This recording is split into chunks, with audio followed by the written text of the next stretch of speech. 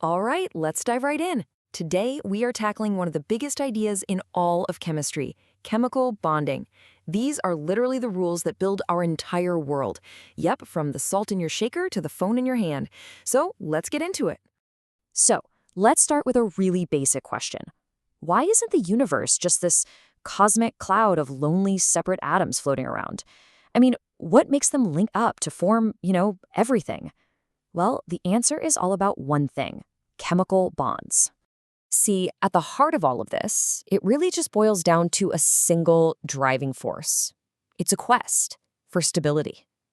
Atoms, just like pretty much everything else in nature, are always looking for their most stable, lowest energy state. And here it is, the secret to that stability. It's all about trying to be like the noble gases. Helium, neon, argon. They're kind of the cool kids of the periodic table. Why? Because they have a full outer shell of electrons, which makes them super stable and, frankly, a little bit lazy. They don't want to react. Every other atom wants that exact same electron setup, and they'll do whatever it takes, give, take, or share electrons to get there. That's the motivation behind every single chemical bond. So to get that noble gas status, atoms have basically three main strategies, three plays in their playbook. We call these the three main types of chemical bonds. Let's break them down. First up is the ionic bond. I like to think of this as the giver and the taker. This is what happens when a metal atom, which is usually looking to offload an electron, completely hands it over to a non-metal atom, which is dying to grab one. And this picture shows it perfectly. You've got a sodium atom, that's our metal, giving its one little outer electron to a chlorine atom, the nonmetal. Now the sodium is a positive ion, the chlorine is a negative ion. And what do we know about opposites? They attract. That powerful electrostatic pull, that is the ionic bond. So the big takeaway here, ionic bonding creates these charged particles called ions. The positive ones are cations, negative are anions. This happens between metals and nonmetals. And those forces holding them together are incredibly strong, locking them into a tight, rigid crystal structure. It's exactly why table salt is a hard little crystal. Okay, on to our next strategy, the covalent bond. Now, if ionic bonding is all about giving and taking, covalent bonding is all about cooperative sharing. This is what happens when two nonmetals get together and decide to share electrons so they can both complete their outer shells. Hydrogen is the classic textbook example. See, each H atom has one electron, but it really wants two to be stable, just like helium. So what do? They get together, each puts an electron in the middle, and they share the pair. Boom, stable molecule. Nobody gives anything up, they just share custody. Now this is a huge difference to remember for any test.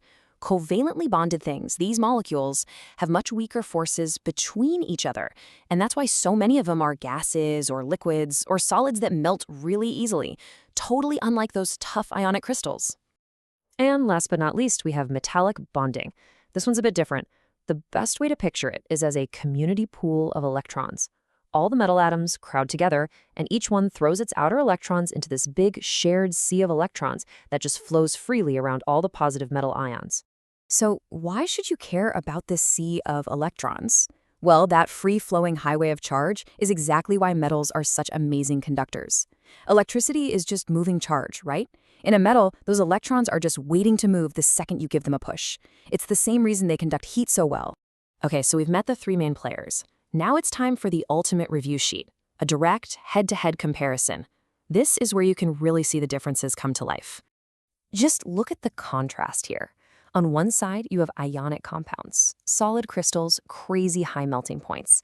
Salt melts at over 800 degrees Celsius, and they only conduct electricity if you melt them or dissolve them in water.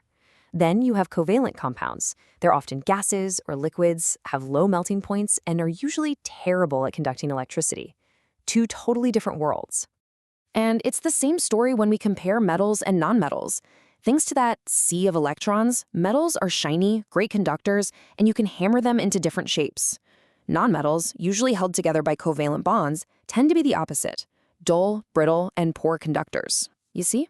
The type of bond really does determine everything about the material. Okay, this is all good in theory, but let's get down to brass tacks. Let's connect these ideas to some real-world stuff. Why does understanding this actually matter? Let's talk about the lead in your pencil, which is actually graphite. It's made of nothing but carbon atoms, all covalently bonded in these flat hexagonal sheets. Now, the forces between the sheets are super weak. That means the layers can just slide right past each other, which is what makes graphite a fantastic lubricant. And here's the mind-blowing part. A diamond is also just carbon, but its atoms are locked in a rigid 3D covalent network, making it the hardest thing we know. Same atoms, different bonding, completely opposite properties. That's how important the bond is. Or how about brass? It's an alloy, right? A mix of copper and zinc.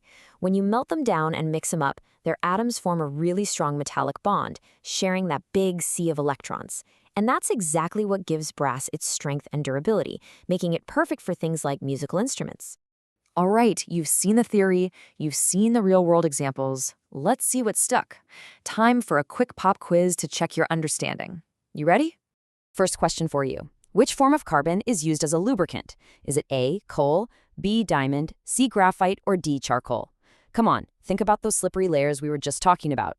And the answer is C, graphite. Of course. That unique, layered, covalent structure is the whole reason it works. Okay, one more. When you mix molten copper and molten zinc to make brass, what kind of bond holds all those atoms together? Is it A, coordinate covalent, B, ionic, C, metallic, or D, covalent? You got it. It's C, metallic bond. Copper and zinc are both metals, so they're going to form that classic sea of electrons that makes alloys like brass so tough. So, we've gone from why atoms bond in the first place all the way to how those bonds create the stuff we use every day, which leaves me with one final thought for you. Just look around the room you're in. The glass in the window, the plastic of your keyboard, the water in your bottle. Now that you know the rules, what else can you explain?